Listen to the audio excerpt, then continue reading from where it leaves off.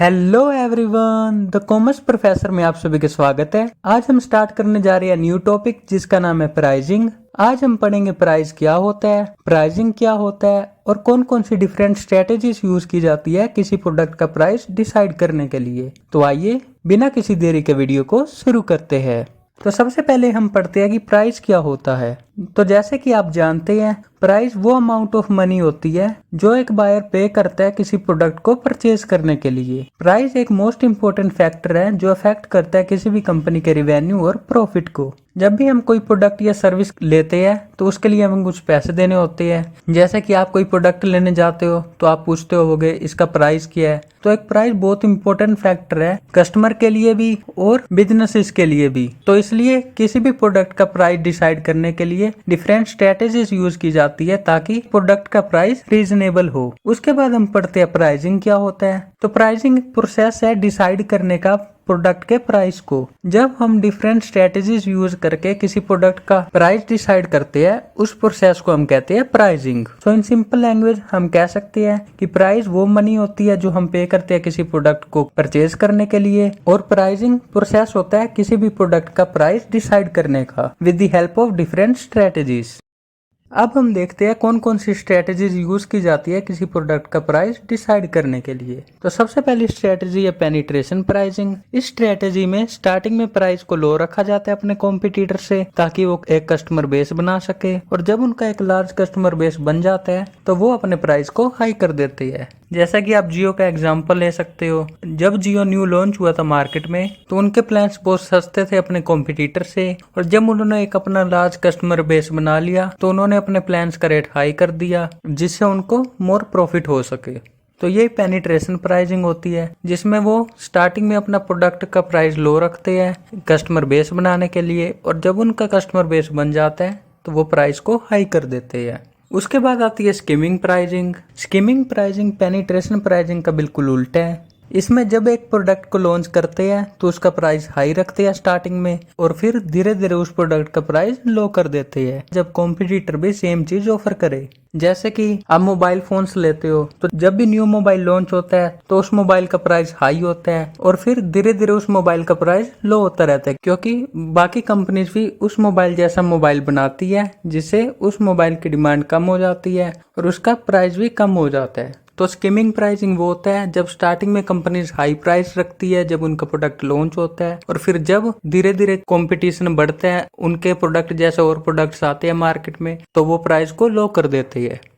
Next strategy है cost plus pricing. इस strategy में सेलिंग प्राइस डिसाइड करते हैं on the basis of cost to produce it.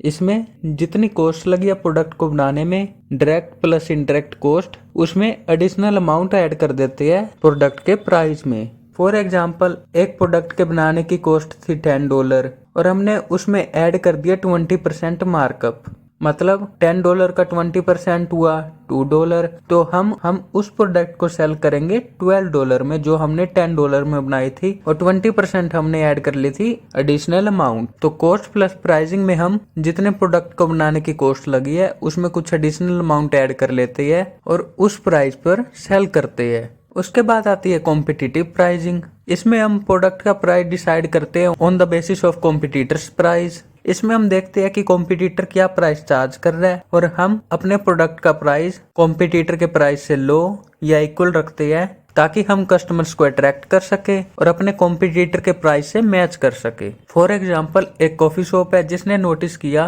कि उसके नियर बाय कैफेज $3 चार्ज कर रहे हैं कॉफी के लिए, तो उसने भी कॉम्पिटिटिव रहने के लिए $3 चार्ज करना स्टार्ट किया अपनी कॉफी के लिए। अगर वो $4 रखता तो उसके पास कोई आता ही नहीं, और अगर $2 रखता तो उसको लॉस हो सकता था। तो उसने भी जो उस कॉम्पिटिटर प्राइस चार्ज कर रहा था इक्वल प्राइस रखी अपनी कॉफी के लिए ताकि कंपटीशन बना रहे और उसके पास भी कस्टमर्स आते रहे। उसके बाद आता है वैल्यू बेस्ड प्राइसिंग। इसमें हम प्रोडक्ट का प्राइस डिसाइड करते हैं प्रोडक्ट की वैल्यू देके कि कस्टमर के लिए हमारे प्रोडक्ट की क्या वैल्यू है, क्या वर्थ है। अगर आपका प्रोडक्ट कस्टमर्स की बिग प्रॉब्लम सोल्व कर रहा है और यूनिक फीचर्स है उसमें, तो आप अपने प्रोडक्ट के लिए ज़्यादा चार्ज कर सकते हैं। और अगर आपका प्रोडक्ट ज़्यादा वर्थ नहीं है, ज़्यादा वैल्यू नहीं है कस्टमर के लिए, या कस्टमर की प्रॉब्लम सोल्व करने में इतना बेनिफिशियल नहीं है, तो आप इसके लिए कम चार्ज करेंगे। फॉर एग्जाम्पल, एक आईफोन का प्राइस हायर होता है अदर स्मार्टफोन से, क्योंकि कस्टमर्स को बिलीव होता है कि आईफोन की क्वालिटी और फीचर्स अच्छे होंगे अदर मोबाइल फोन से, और इसके कैमरा और डिजाइन बाकी स्मार्टफोन से बेटर होगा। तो इसलिए आईफोन हाई चार्ज कर सकता है अदर स्मार्टफोन्स के मुकाबले में, क्योंकि ये मोर वैल्यू प्रोवाइड करता है to their customers. Next strategy है साइकोलॉजिकल प्राइसिंग। आप अक्सर देखते होंगे किसी प्रोडक्ट का प्राइस होता है 49, 99, 999। तो आप सोचते होंगे ये ऐसा प्राइस क्यों रखते हैं, सीधा 100 ही ले लेते, 1000 ही ले लेते। तो बिजनेसमैन 99, 49, 999 ऐसे प्राइस इसलिए रखते हैं ताकि ये चीपर साउंड करे अदर प्राइस से। फॉर एग्जाम्पल, एक चीज है जो 100 की है, हम कहें ये 100 की नहीं है, ये है सिर्फ 99 की। तो ये एक साइकोलॉजिकल गेम होता है जो आपके माइंड के साथ खेला जाता है। बिजनेसेस ऐसे प्राइस रखते हैं ताकि अट्रैक्ट कर सके मोर कस्टमर्स को। ये भी एक गुड प्राइसिंग स्ट्रेटजी है किसी प्रोडक्ट का प्राइस डिसाइड करने की। उसके बाद आती है प्रीमियम प्राइसिंग। जैसे कि इसके नाम से ही पता लग रहा है कि प्रीमियम, इसमें हाई प्राइस सेट किया जाता है किसी प्रोडक्ट का ताकि वो रिफ्लेक्ट कर सके हाई क्वालिटी। ये स्ट्रेटेजी यूज की जाती है लग्जरी प्रोडक्ट्स के लिए। फॉर एग्जाम्पल, रोलेक्स वॉचेस होती है जिनका प्राइस हाई रखा जाता है कंपेयर टू नॉर्मल वॉचेस। ये हाई प्राइस रिफ्लेक्ट करता है कि रोलेक्स एक लग्जरी ब्रांड है और ये आपके स्टेटस सिंबल को इम्प्रूव करते हैं और इसकी क्वालिटी भी हाई होगी। सो प्रीमियम प्राइसिंग लग्जरी प्रोडक्ट्स के लिए यूज की जाती है जिसमें प्राइस हाई रखते हैं ताकि वो रिफ्लेक्ट कर सके आपके हाई स्टेटस को और ये भी बता सके कि ये प्रोडक्ट हाई क्वालिटी का है। उसके बाद आती है बंडल प्राइसिंग। इसमें हम एक प्रोडक्ट सेल ना करके बंडल ऑफ प्रोडक्ट सेल करते हैं एट ए लोअर कॉस्ट। ये एनकरेज करता है कस्टमर को कि वो ज्यादा खरीदे।